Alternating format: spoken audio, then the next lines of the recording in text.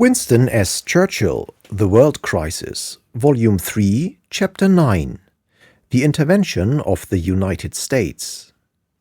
Whereas the Imperial German government have committed repeated acts of war against the government and the people of the United States of America, therefore be it resolved by the Senate and the House of Representatives of the United States of America in Congress assembled, that a state of war between the United States and the Imperial German government, which has been thrust upon the United States, is hereby formally declared, and that the President be, and he is hereby authorized and directed to employ the entire naval and military forces of the United States and the resources of the government to carry on war against the Imperial German government, and to bring the conflict to a successful termination.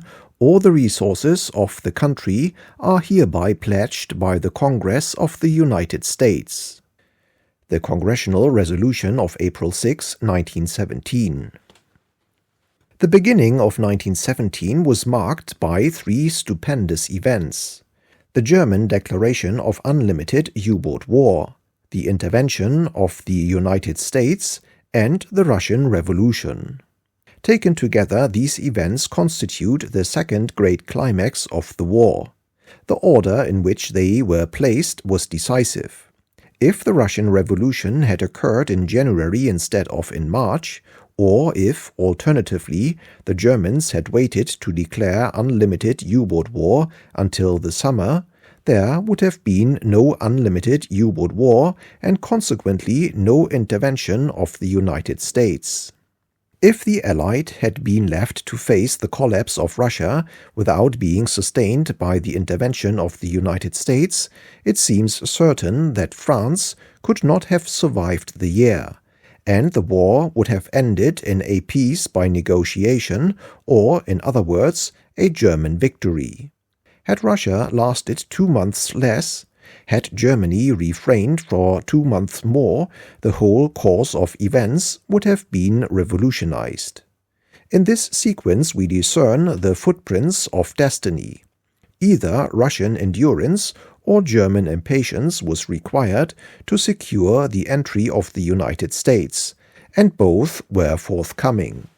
The total defeat of Germany was due to three cardinal mistakes: the decision to march through Belgium regardless of bringing Britain into the war, the decision to begin the unrestricted U-boat war regardless of bringing the United States into the war, and thirdly, the decision to use the German forces liberated from Russia in 1918 for a final onslaught in France.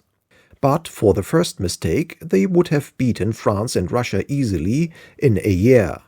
But for the second mistake, they would have been able to make a satisfactory peace in 1917. But for the third mistake, they would have been able to confront the Allies with an unbreakable front on the Meuse or on the Rhine, and to have made self-respecting terms as a price for abridging the slaughter.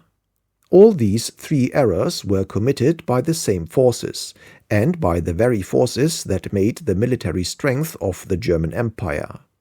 The German General Staff, which sustained the German cause with such wonderful power, was responsible for all these three fatal decisions.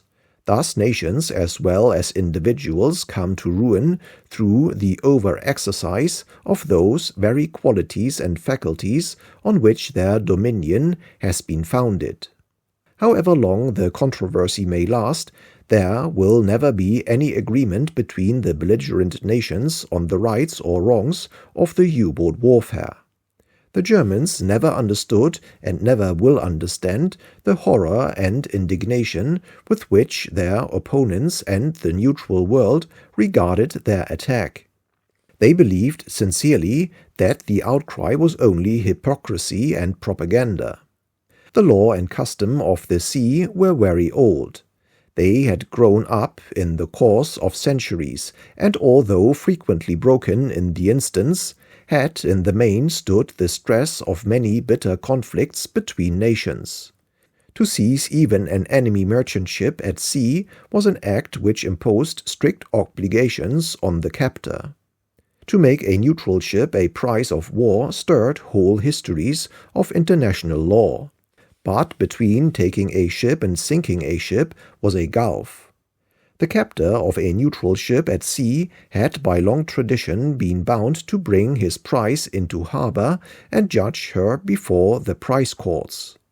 To sink her incontinentally was odious. To sink her without providing for the safety of the crew, to leave that crew to perish in open boats or drown amid the waves, was in the eyes of all seafaring peoples a grisly act, which hitherto had never been practiced deliberately except by pirates. Thus old sea-going nations, particularly Britain, France, Holland, Norway, and the United States, saw in the U-boat war against merchant ships, and particularly neutral merchant ships, depth beyond depth of enormity.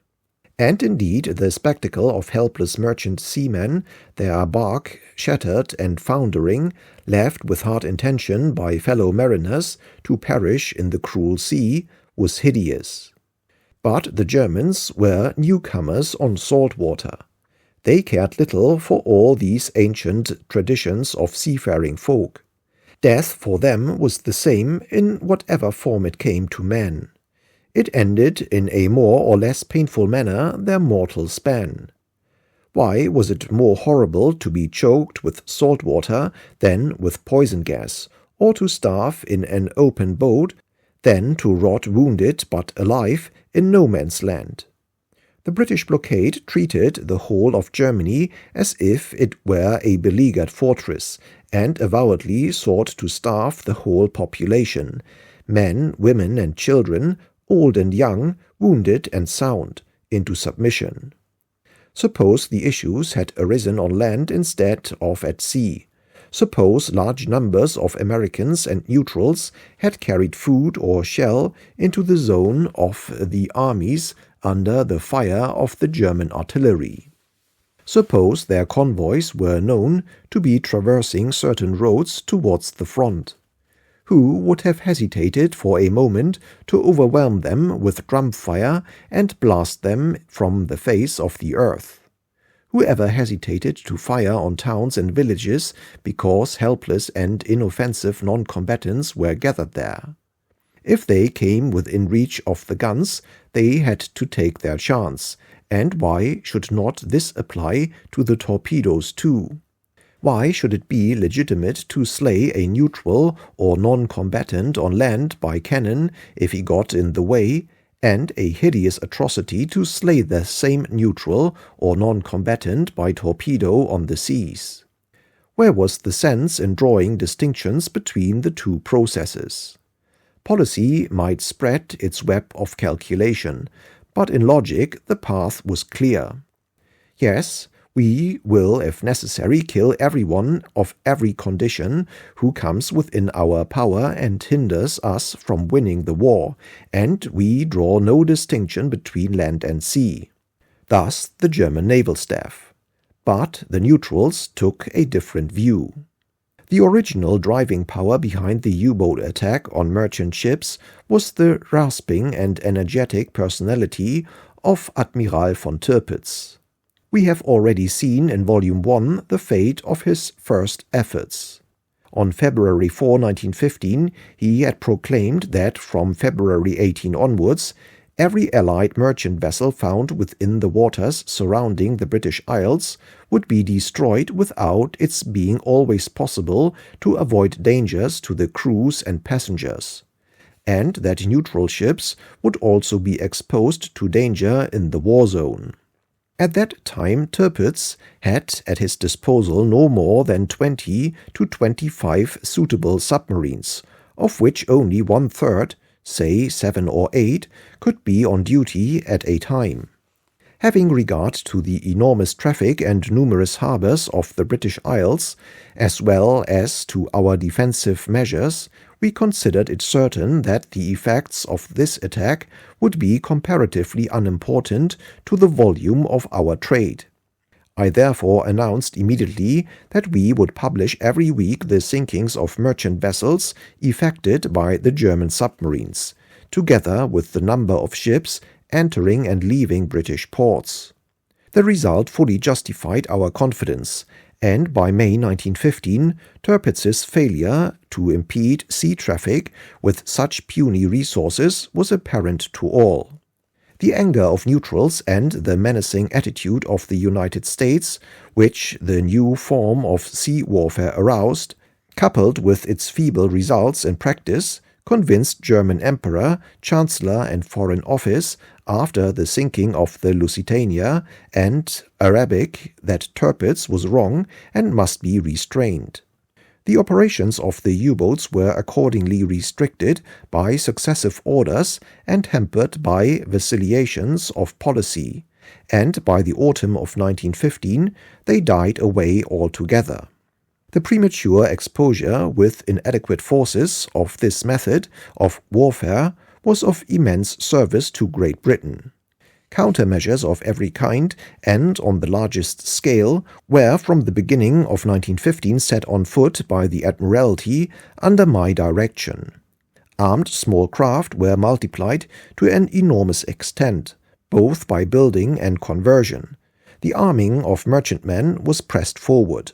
The maneuvers of decoy ships, the Q-boats, of which more hereafter, were perfected, and every scientific device, offensive and defensive, against the submarines was made the object of ceaseless experiment and production.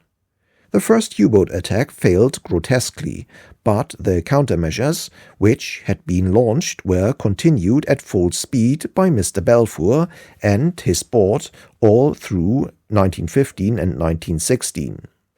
To this perseverance, after the danger had apparently passed away, we owe in great measure our ultimate salvation.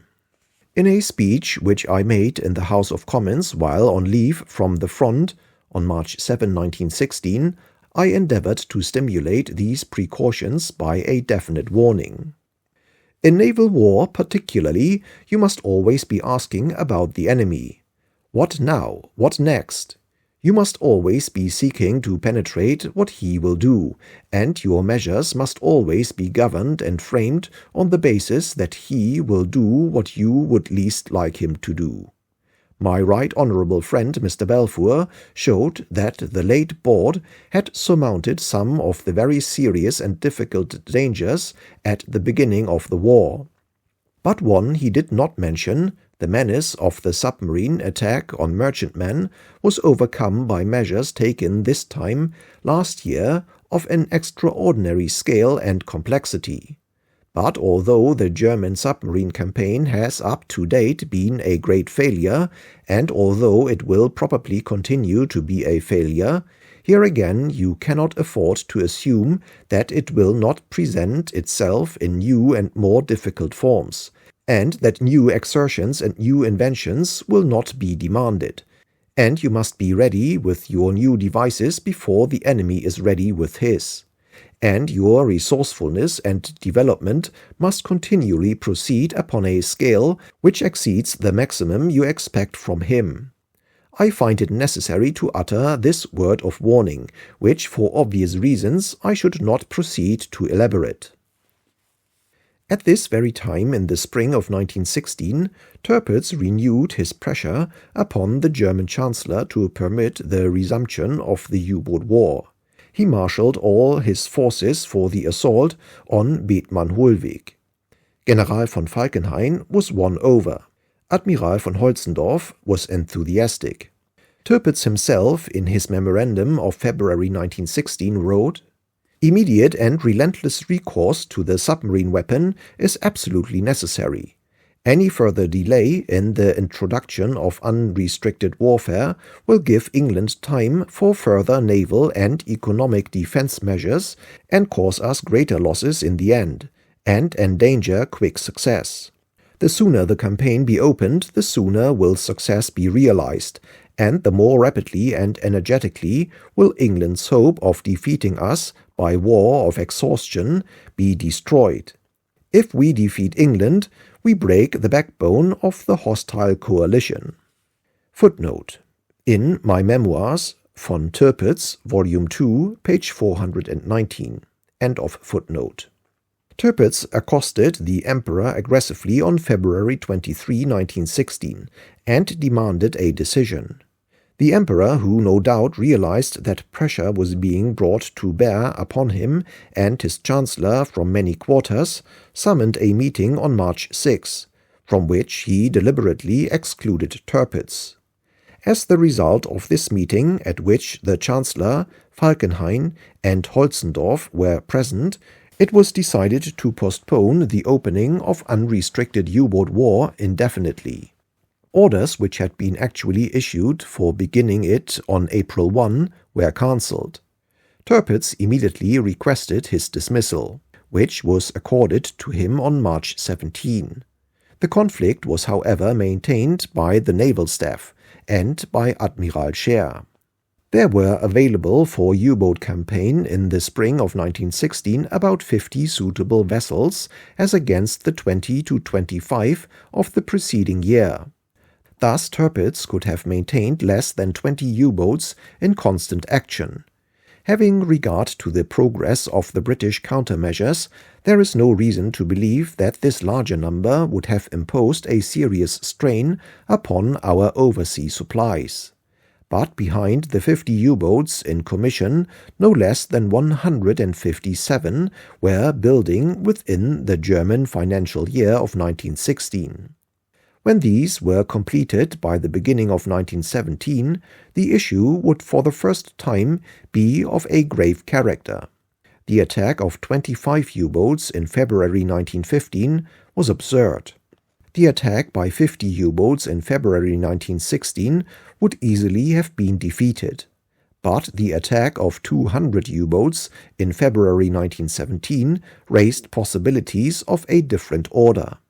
If Tirpitz, exercising almost superhuman foresight and self-control, had made no submarine attack on commerce until at least 200 U-boats were ready, and had not provoked us to counter-preparations in the meanwhile, no one can say what the result would have been. Happily, the remedy increased with the danger.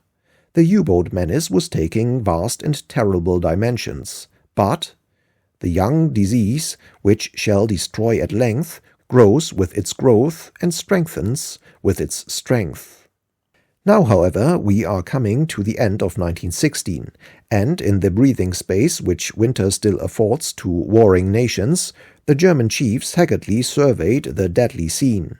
In spite of the disasters which had followed Falkenhayn's decision to attack Verdun and to neglect the eastern fronts, Germany had survived. She had bled the French at Verdun. She had withstood the British upon the Somme. She had repaired the breach made by Brusilov. She had even found strength to strike down Romania, and had emerged from the year's welter with this trophy of victory. But the sense of frightful peril, of increasing pressure, of dwindling resources, of hard-pressed fronts, of blockade-pinched populations, of red sand running out in the time-glass, lay heavily upon the leaders of Germany. In the West, the Allies were preparing still more formidable blows for the spring. Russian resistance was unweakened. It was even reviving on a scale almost incredible. But for the first time 200 U-boats were at hand. Would it be possible with these to starve Britain and so, even if war with the United States resulted, break the backbone of the Allies? Had we been able, writes Tirpitz, to foresee in Germany the Russian Revolution, we should perhaps not have needed to regard the submarine campaign of 1917 as a last resource. But in January 1917 there was no visible sign of the revolution. Footnote: in my memoirs, von Tirpitz, Volume 2, page 442. End of footnote. During November and December, the German Chancellor and the military and naval leaders racked the Emperor with their contentions. Whether 200 U-boats in the hand were worth 120 million Americans across the Atlantic, whether Britannia rules not only the waves but the waters underneath them too. Dire issues, exceeding in intensity the turning points in the struggle of Rome and Carthage. There is no doubt that the responsibility for the decision rests upon Hindenburg and Ludendorff. Tirpitz was gone. He even argues that the moment for ruthless U-boat war had already passed, and records a somewhat hesitating comment of "too late." But main headquarters had long been converted to the need of using the U-boat weapon at all costs to the full. In Ludendorff they had found a chief who shrank from nothing, and upon whose mind supreme hazards exercised an evident fascination. The old field marshal shared or adopted his resolve. He threw his whole weight against the chancellor. The admirals chimed in with promises of swift, decisive success. The civil powers felt the balance turning against them. Their peace overtures had been unceremoniously rejected by the Allies. The stern interchange of telegrams between Hindenburg and Bethmann-Hollweg in the last week of the year marked the end of the Chancellor's resistance. On January 9, footnote, the translation of Ludendorff's "The General Staff and its Problems" gives January 1 as the date of this conference. This is a translator's error. End of footnote. The decisive conference à trois was held at Pless. Ludendorff has published his notes in which the following passages occur. The Chancellor. When His Majesty orders the intensified submarine operations, the Chancellor will endeavor to secure that America will still remain out. Certain concessions, which have been previously discussed with the naval staff, must be made. We must, however, reckon on the entry of America into the war.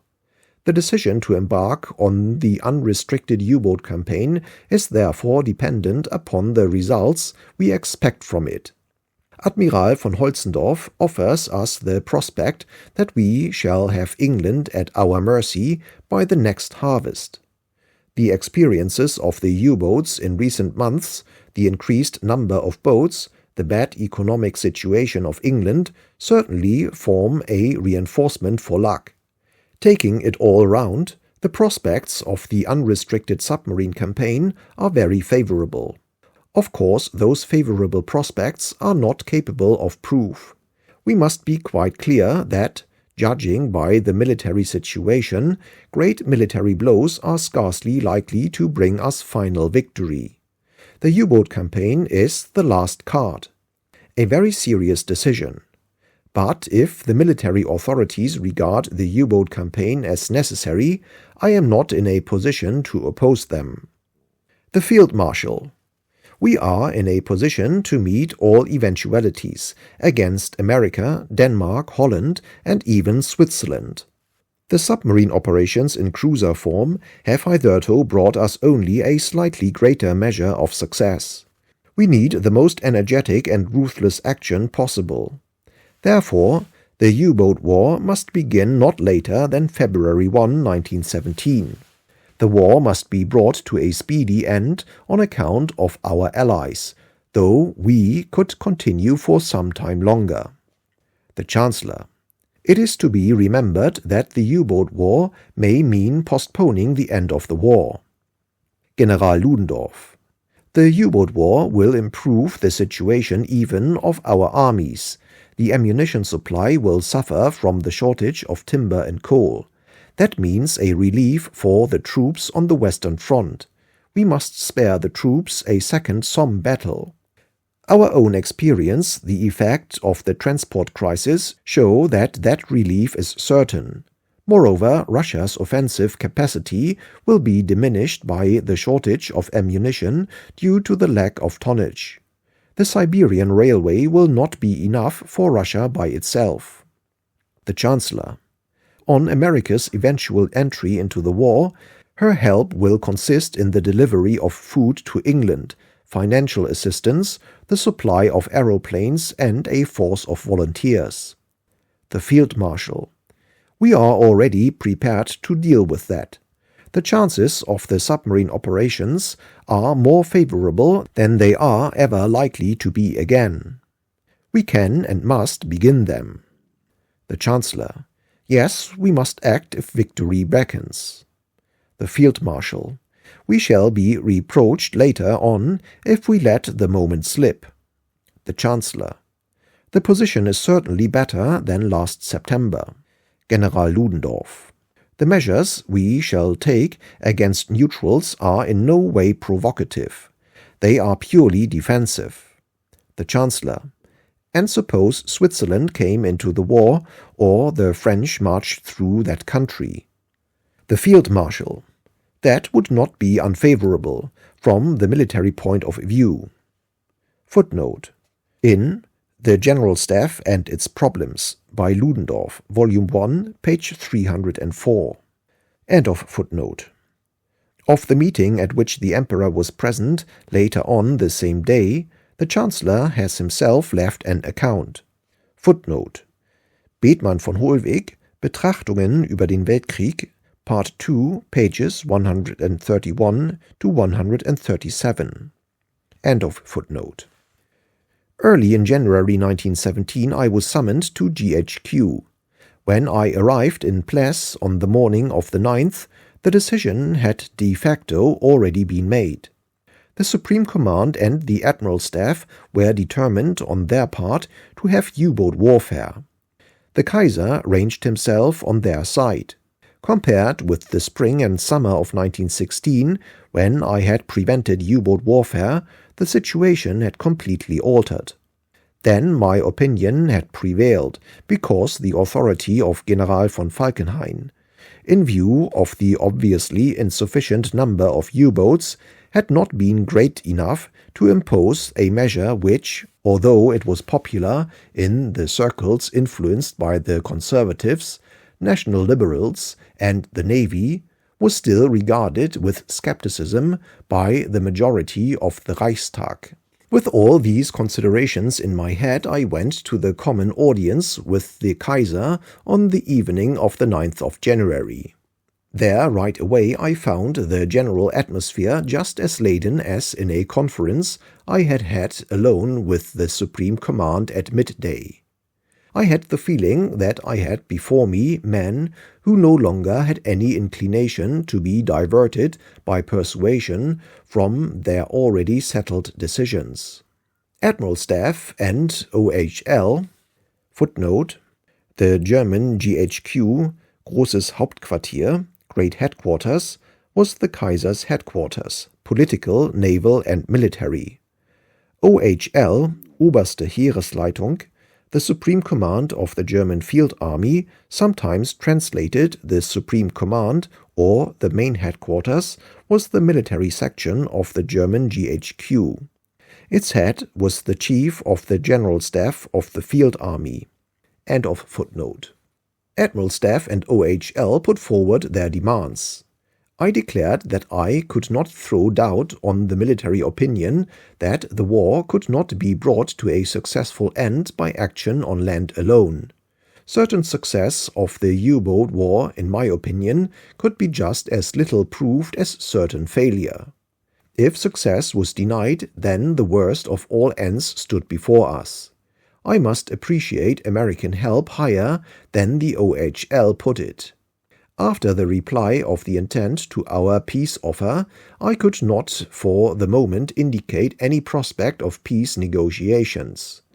In view of the conditions of affairs and of the declaration of Field Marshal von Hindenburg, made with the full weight of responsibility, that our military situation permitted us to take the risk of the certain imminent breach with America, I was not in a position to advise His Majesty to oppose himself to the vote of his military councillors.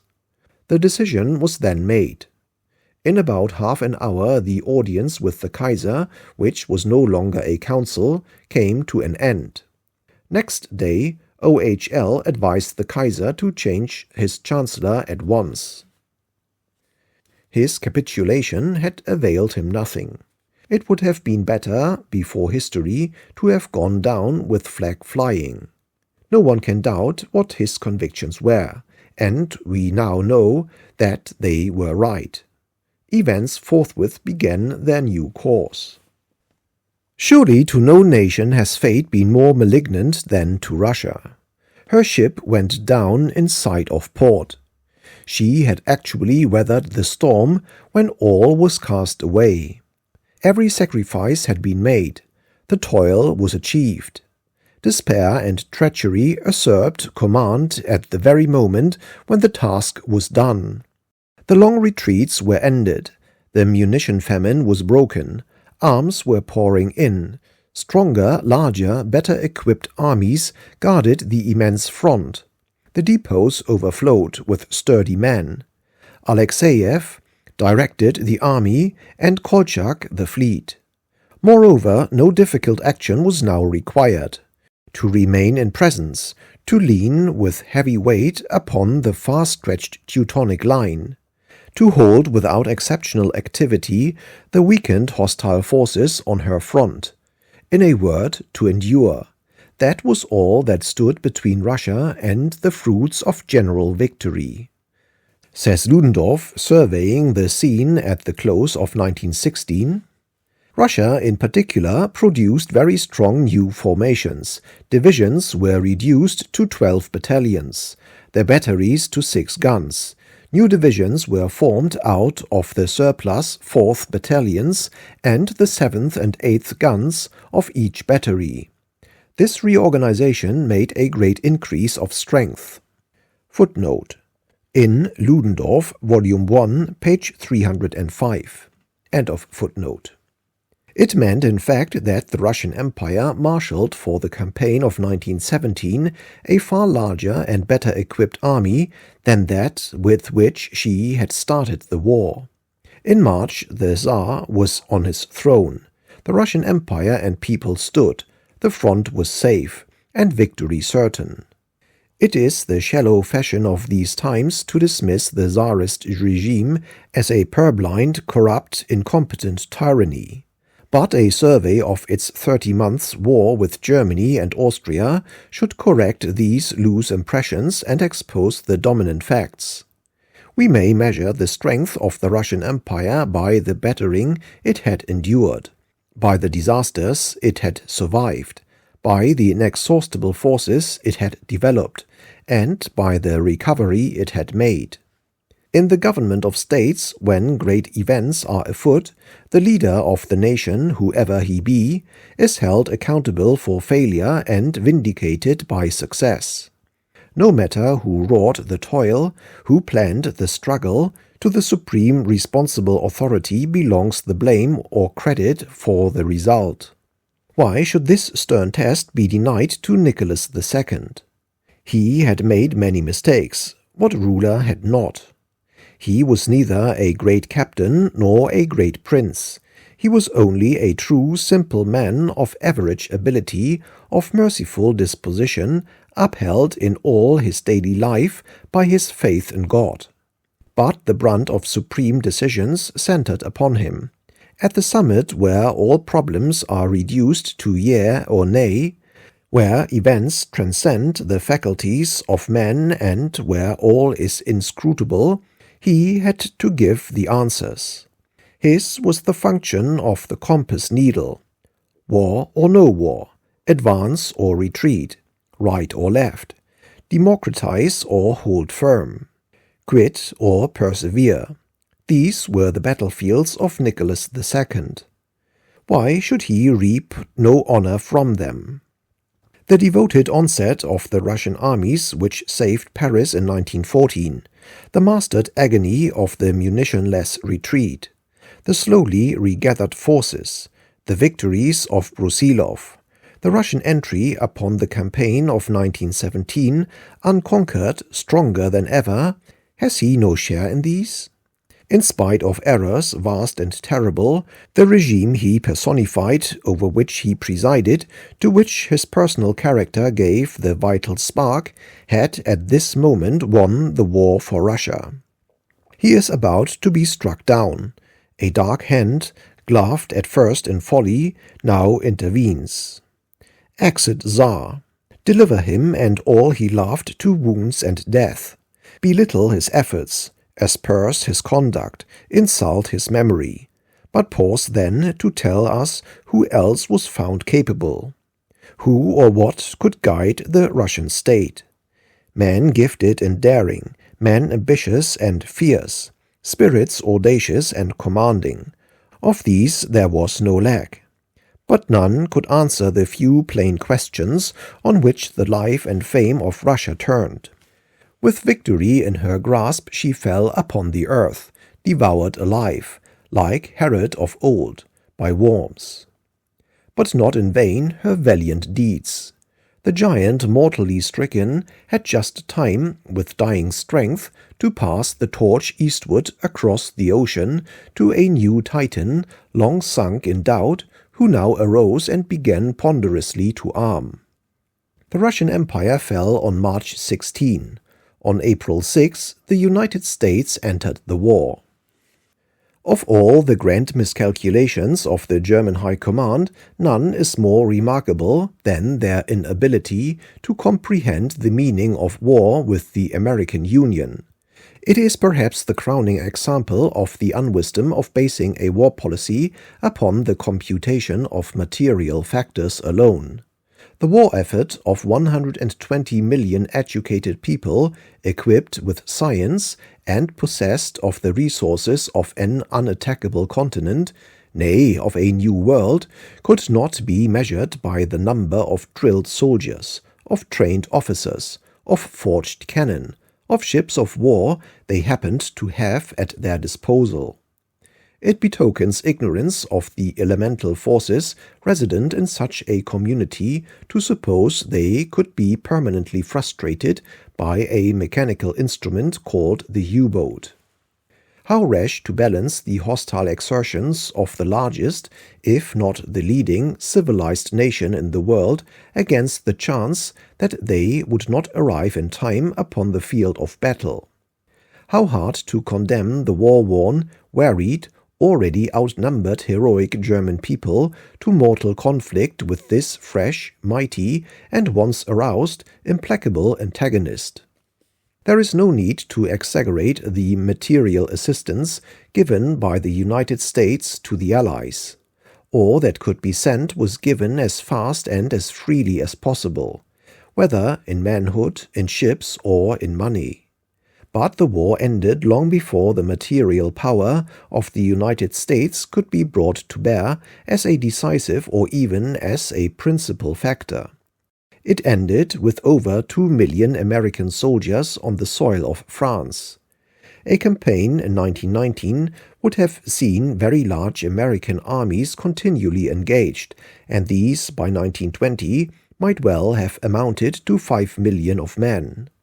Compared to potentialities of this kind, what would have been the value of, let us say, the capture of Paris? As for the 200 U-boats, the mechanical hope, there was still the British Navy, which at this period, under the aegis of an overwhelming battle fleet, maintained upwards of 3,000 armed vessels on the seas. But if the physical power of the United States was not in fact applied in any serious degree to the beating down of Germany, if, for instance, only a few score thousand Germans fell by American hands, the moral consequence of the United States joining the Allies was indeed the deciding cause in the conflict. The war had lasted nearly 3 years. All the original combatants were at extreme tension. On both sides, the dangers of the front were matched by other dangers far behind the throbbing lines of contact. Russia has succumbed to these new dangers. Austria is breaking up. Turkey and Bulgaria are wearing thin. Germany herself is forced, even in full battle, to concede far-reaching constitutional rights and franchise to her people. France is desperate. Italy is about to pass within an ace of destruction, and even in stolid Britain there is a different light in the eyes of man. Suddenly a nation of 120 millions unfurls her standard on what is already the stronger side. Suddenly the most numerous democracy in the world, long posing as a judge, is hurled, nay, hurls itself into the conflict. The loss of Russia was forgotten in this new reinforcement. Defeatists' movements were strangled, on the one side and on the other inflamed. Far and wide through every warring nation spread these two opposite impressions. The whole world is against us, and the whole world is on our side. American historians will perhaps be somewhat lengthy in explaining to posterity exactly why the United States entered the Great War on April 6, 1917, and why they did not enter at any earlier moment. American ships had been sunk before by German submarines. As many American lives were lost in the Lusitania as in all the 5 American ships whose sinking immediately preceded the declaration of war. As for the general course of the Allies, if it was good in 1917, was it not equally good in 1914? There were plenty of reasons of high policy for staying out in 1917 after waiting so long. It was natural that the Allies, burning with indignation against Germany, breathless and bleeding in the struggle, face to face with mortal dangers, should stand amazed at the cool, critical, detached attitude of the great power across the Atlantic. In England particularly, where laws and language seemed to make a bridge of mutual comprehension between the two nations, the American abstention was hard to understand. But this was to do less than justice to important factors in the case. The United States did not feel in any immediate danger. Time and distance interposed their minimizing perspectives. The mass of the people engaged in peaceful industry, grappling with the undeveloped resources of the continent, which was their inheritance, absorbed in domestic life and politics, taught by long constitutional tradition to shun foreign entanglements, had an entirely different field of mental interest from that of Europe. World justice makes its appeal to all men. But what share, it was asked, had Americans taken in bringing about the situation which had raised the issue of world justice? Was even this issue so simple as it appeared to the Allies? Was it not a frightful responsibility to launch a vast, unarmed, remote community into the raging center of such a quarrel? That all this was overcome is the real wonder. All honor to those who never doubted, and who from the first discerned the inevitable path. The rigid constitution of the United States, the gigantic scale and strength of its party machinery, the fixed terms for which public officers and representatives are chosen, invest the President with a greater measure of autocratic power than was possessed before the war by the head of any great state. The vast size of the country, the diverse types, interests, and environments of its enormous population, the safety valve function of its legislatures of 50 sovereign states, make the focusing of national public opinion difficult, and confer upon the federal government exceptional independence of it except at fixed election times. Few modern governments need to concern themselves so little with the opinion of the party they have beaten at the polls. None secures to its supreme executive officer, at once the sovereign and party leader, such direct personal authority. The accident of hereditary succession, which bring a king or emperor to the throne, occurs on the average at intervals of a quarter of a century.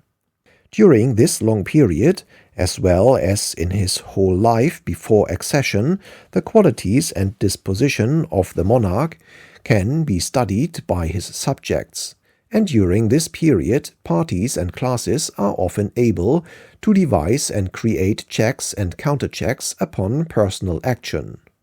In limited monarchies, where the responsibilities of power are borne by the prime minister, the choice of the nation usually falls upon statesmen who have lived their lives in the public eye, who are moreover members of the legislature and continuously accountable to it for their tenure. But the magnitude and the character of the electoral processes of the United States make it increasingly difficult, if not indeed already impossible, for any lifelong politician to become a successful candidate for the presidency. The choice of the party managers tends more and more to fall upon eminent citizens of high personal character and civic virtue who have not mingled profoundly in politics or administration, and who in consequence are free from the animosities and the errors which such combative and anxious experiences involve. More often than not, the champion selected for the enthusiasms and ideals of tens of millions is unversed in state affairs, and raised suddenly to dazzling preeminence in the spur of the moment. The war-stained veterans of the party battle select, after many fierce internal convulsions, a blameless and honorable figure to bear aloft the party standard. They manufacture his program and his policy, and if successful in the battle, install him for 4 years at the summit of the state, clothed thenceforward with direct executive functions which, in practical importance, are not surpassed on the globe. Like all brief generalizations upon great matters, the foregoing paragraph is subject to numerous and noteworthy exceptions. But President Wilson was not one of them.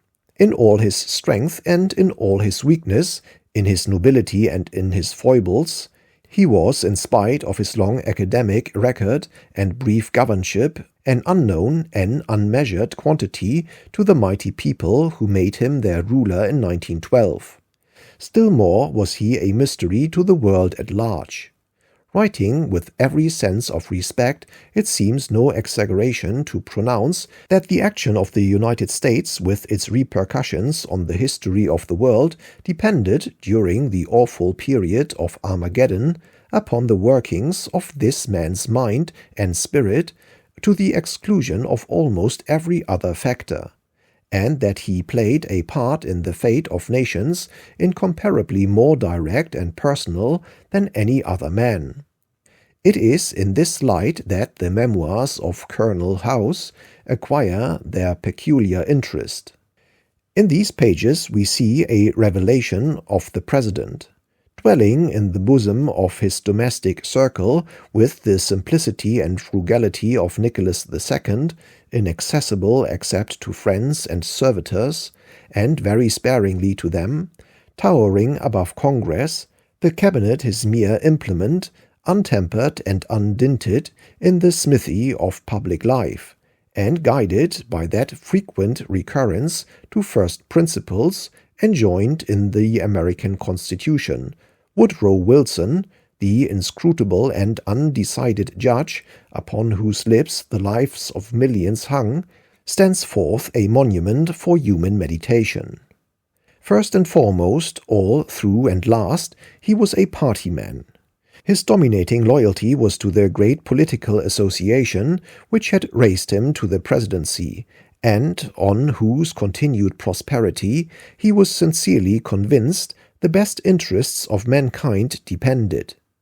We see him in the height of the American war effort, when all that the Union could give, without distinction of class or party, was lavished upon the government of the day, using his natural position without scruple or apparent self-examination to procure the return to Congress of only those representatives whose names were on the Democratic ticket.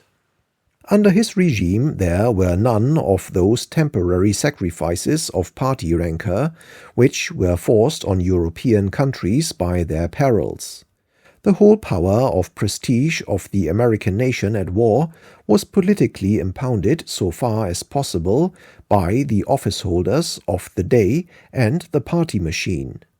This bred a hatred among political opponents whose sons were fighting, whose money was poured out, whose patriotism was ardent, which as soon as the fighting stopped proved fatal to President Wilson and his hopes. Next, he was a good American, an academic liberal, and a sincere hater of war and violence. Upon these easily harmonized impulsions there had fallen in intense interplay such of the stresses of the European war as rolled across the Atlantic, and all the internal pressures of American policy. He was confronted with 4 separate successive questions which searched his nature to its depths. How to keep the United States out of the war, how to win the presidential election of 1916, how to help the Allies to win the war, and lastly, how to rule the world at its close. He would have been greatly helped in his task if he had reached a definite conclusion where in the European struggle right lay. Events like the German march through Belgium or the sinking of the Lusitania had a meaning which was apparent to friend and foe. They both proclaimed the intention to use force without any limit of forbearance to an absolute conclusion. Such a prospect directly affected the interests and indeed the safety of the United States.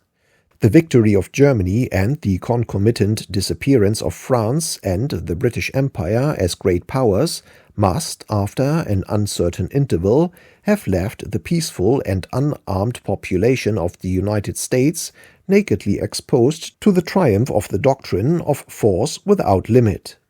The Teutonic empires in the years following their victory would have been far stronger by land and sea than the United States. They could easily have placed themselves in a more favorable relationship to Japan than was open to the United States. In such a situation their views upon the destinies of South America could not have been effectively resisted. Immense developments of armed force would in any case have been required in the United States, and sooner or later a new conflict must have arisen in which the United States would have found herself alone. President Wilson did not, however, during the first 2.5 years of the war, allow his mind to dwell upon the German use of force without restraint, and still less upon the ultimate consequences of its success. He did not therefore feel that American interests were involved from the outset in the European struggle. He distrusted and repressed those sentiments of indignation which the scenes in Belgium or the sinking of the Lusitania aroused in his breast. He did not truly divine the instinct of the American people. He underestimated the volume and undervalued the quality of the American feeling in favor of the Allies.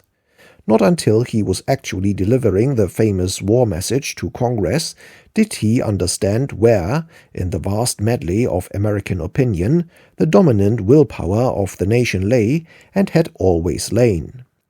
Not until then did he move forward with confidence and conviction. Not until then did he restate the cause of the Allies in terms unsurpassed by any of their own statesmen. Not until then did he reveal to the American people where, in his judgment, world right was founded, and how their own lives and material interests were at stake. The desperate action of the German war leaders left him in the end no loophole of escape. On January 31, Germany informed the United States of her intention to begin the unrestricted submarine campaign. On February 3, the German ambassador at Washington was given his passport. The United States representative at Berlin was recalled, and the severance of diplomatic relations with Germany was announced by the President to Congress. But Mr. Wilson had still another line of defense. He declined to believe that any overt act would follow the declaration of the German intention. On February 26, the virtual arrest of United States shipping through fear of German attack forced him to ask congressional authority to arm American merchant ships. On February 26, an American ship was sunk and 8 Americans drowned. Meanwhile, the British intelligence service had ascertained that Herr Zimmermann, the German Foreign Secretary, had instructed the German minister in Mexico to make an alliance with Mexico in the event of war between Germany and the United States, and to offer as an inducement to the Mexicans the United States territories of Texas, Arizona, and New Mexico. This document, which dealt also with the possibilities of ranging Japan against the United States, was published by the American government on March 1. During March, 4 American vessels were sunk with the loss of 12 American lives. On April 1, the Aztec was sunk and 28 Americans drowned. On the 2nd, President Wilson demanded from Congress a declaration that a state of war existed between the United States and Germany. Step by step, the president had been pursued and brought to bay, by slow, merciless degrees, against his dearest hopes, against his gravest doubts, against his deepest inclinations, in stultification of all he had said and done and left undone in 30 months of carnage. He was forced to give the signal he dreaded and abhorred. Throughout, he had been beneath the true dominant note of American sentiment. He had behind his policy a reasoned explanation and massive argument, and all must respect the motives of a statesman who seeks to spare his country the waste and horrors of war. But nothing can reconcile what he said after March 1917. With the guidance he had given before. What he did in April 1917 could have been done in May 1915, and if done then, what abridgment of the slaughter, what sparing of the agony, what ruin, what catastrophes would have been prevented. In how many millions' homes would an empty chair be occupied today? How different would be the shattered world in which victors and vanquished alike are condemned to live. But anyhow, all was settled now. A drunken brawl, peace without victory. Where were these festering phrases on April 2? Amid the clink and clatter of a cavalry escort, the President has reached the Senate. He is reading his message to Congress and to mankind. Out roll the famous periods in which the righteousness of the Allied cause was finally proclaimed. Vessels of every kind, whatever their flag, their character, their cargo, their destination, their errand, have been ruthlessly sent to the bottom without warning and without thought of help or mercy for those on board, the vessels of friendly neutrals along with those of belligerents. Even hospital ships and ships carrying relief to the sorely bereaved and stricken people of Belgium, though the latter were provided with safe conduct through the proscribed areas by the German government itself and were distinguished by unmistakable marks of identity, have been sunk with the same reckless lack of compassion or of principle. The peace of the world is involved and the freedom of its peoples, and the menace to that peace and freedom lies in the existence of autocratic governments backed by organized force, which is controlled wholly by their will, not by the will of their people. The world must be made safe for democracy. The right is more precious than peace, and we shall fight for the things we have always carried nearest our hearts, for democracy. For the rights of those who submit to authority to have a voice in their own governments, for the rights and liberties of small nations, for a universal dominion of right by such a concert of free peoples as shall bring peace and safety to all nations and make the world itself at last free. In response to all of this, the House of Representatives on April 6 resolved that a state of war was formally declared, and that to bring the conflict to a successful termination, all the resources of the country are hereby pledged by the Congress of the United States. From the Atlantic to the Pacific, the call was answered and obeyed. Iron laws of compulsory service, reinforced by social pressures of mutual discipline in which the great majority of the population took a part, asserted an instantaneous unity of opinion. No one stood against the torrent. Pacifism, indifference, dissent were swept from the path and fiercely pursued to extermination.